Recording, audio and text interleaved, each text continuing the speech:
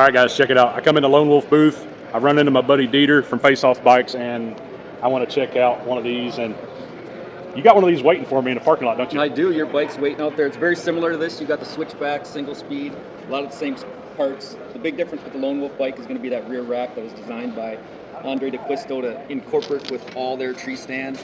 So it has patent pending features where all their tree stands lock in. And there's two wings where you use a cam buckle strap to secure your stand on the back of the bike. One of the biggest differences with our bikes is we completely eliminated the derailleur. We were the first and probably only company just to do straight single speed bikes with a max speed of 17 miles per hour.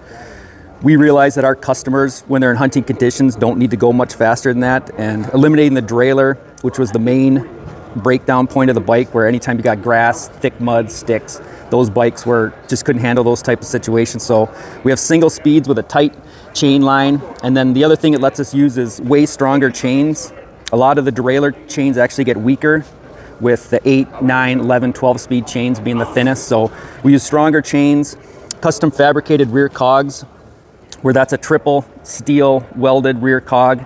So we just tried to make everything as bulletproof as possible, where people weren't having any problems with them in the field.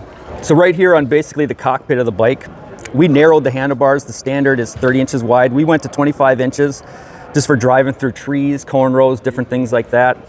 With that, we took away some of the real estate where people had previously been mounting bows on the handlebars, so we wanted to still give people that ability. So we've designed a bow holder for the front basket of the bike. I custom build every bike, so you can get your bike with a right twist throttle, a left thumb throttle, or a right thumb throttle. So pretty much anything you want, we can custom build. Put it in level 1 climb. The max speed is 8 miles per hour. So instead of having to feather the throttle and really control your speed, you're able to just go full throttle with a max speed of 8 miles per hour. That makes the motor run at a lower RPM, so it's quieter. That last bit come to your tree, and then gives you more control where you're not going as fast through technical riding conditions. And then there's level 2 through 5, which when you go to the throttle, you get max speed, or those are the pedal assist levels, where 2 is the least amount of help and 5 is the most amount of help with your pedaling. But with the single speed, they're more of a throttle only design, because you have to move your feet so fast to keep up. For those customers that want higher top end speed, we have 2 different internally geared hubs. One's the Bafang 5-speed automatic transmission that shifts like a vehicle automatically. And then the other one is the roll-off hub, which is a 14-speed hub that shifts on the handlebars with cables. But the Bafang hub, there's no cables, it's all internal. As the speed rate increases, it shifts into those next gears, and you'll get to go up to 30 miles per hour. The battery's internally housed in the frame. We really haven't had many problems in cold weather.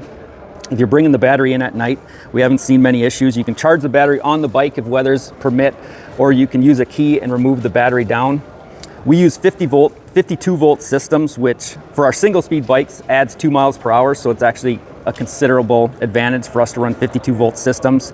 It's a 25 amp hour battery, which gives you a range of about 25 to 30 miles. And that's throttle only. I think a lot of the numbers you're gonna see when you're seeing 60 and 90 miles, they're factoring in a lot of the rider doing the work. So if the rider wants to share the workload, you're going to get 60, 90 miles. If you want to do all the work, you can go 200 miles if you want. As long as it's downhill, you can get 1,000 miles out of the charge, right?